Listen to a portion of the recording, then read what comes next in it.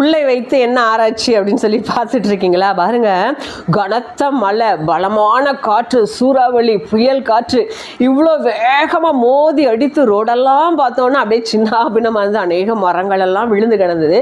இதையெல்லாம் பார்த்து நான் ரோட்டு வழியாக நான் கடந்து போய்கிட்டே இருந்தேன். அப்போ பார்த்தீங்க அப்படின்னா இந்த புல்கள் எல்லாம் ரோட்டு ஓரத்தில் பார்த்தீங்கன்னா சிலது கொஞ்சம் தலை சாய்ந்து, சிலது அப்படியே அழகாக அப்படியே நிமிர்ந்து நின்றது பாருங்க இந்த புயலுக்கு அப்புறம்.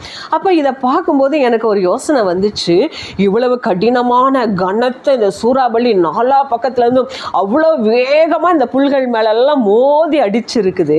ஆனால் இந்த புல்லினுடைய ஒரு சின்ன இந்த காரியத்தை கூட என்ன பண்ண முடியல, உடைக்க முடியல. ஒன்று கூட என்ன பண்ணல, உடைந்து போகலை. ஆனால் என்ன நடந்திருந்ததுன்னா என்ன பண்ணுது, சிலது இப்படி தலையை சாய்த்து கொஞ்சம் வளைந்திருந்தது. இவ்வளவு கடினமாக, இவ்வளவு பாரமான, இவ்வளோ அழுத்தமான இந்த காற்று இதன் மேலே வேகமாக மோதி அடித்தும் இதை உடைக்க முடியல. ஆனால் அதை லேசாக வளைத்திருந்ததை நான் பார்த்தேன்.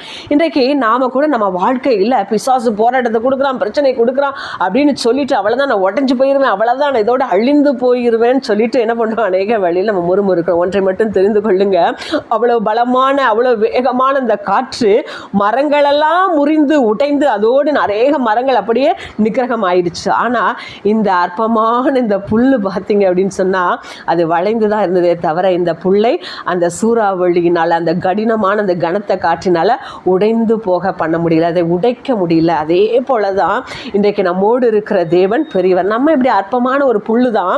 இன்றைக்கி பிசாசு இப்படிப்பட்ட பலத்த கனத்த இப்படி பல காரியங்களை கொண்டு வந்து மோதி மோதி மோதி அடித்து நம்மை உடைத்து விடலாம் என்று சொல்லி அவன் எத்தனை பண்ணுகிறான். ஆனால் ஒரு நாளும் நம்மளை அவனால் உடைக்கவே முடியாது.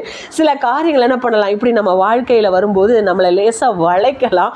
ஆனால் எப்படி இந்த புல்லு திரும்பமாக அழகாக எழுந்து நிமிர்ந்து நிற்குதோ அதே போல தேவன் நம்மை எழுந்து நிமிர்ந்து நிற்க செய்வார். இதுதான் யோபுடைய வாழ்க்கையில் நடந்தது பாருங்க.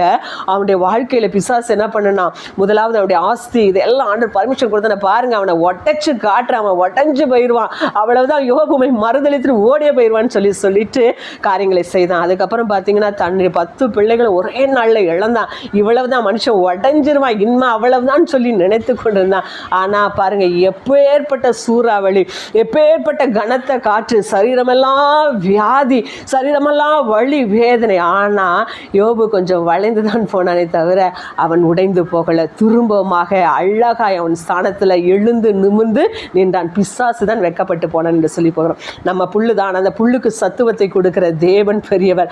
அதே போல் இன்றைக்கு உங்களை புல்லை போல பார்க்கலாம், ஆனால் நமக்குள்ளே இருக்கிற தேவன் பெரியவர். ஒரு நாளும் நம்ம உடைந்தோ முறிந்தோ போக மாட்டோம். ஒரு வேளை வளைக்கலாம், ஆனால் சில வேளைகள் அந்த வளைவு முடிந்ததுக்கப்புறம் நம்ம அழகாக எழுந்து நிமிர்ந்து நிற்போம் பாருங்க.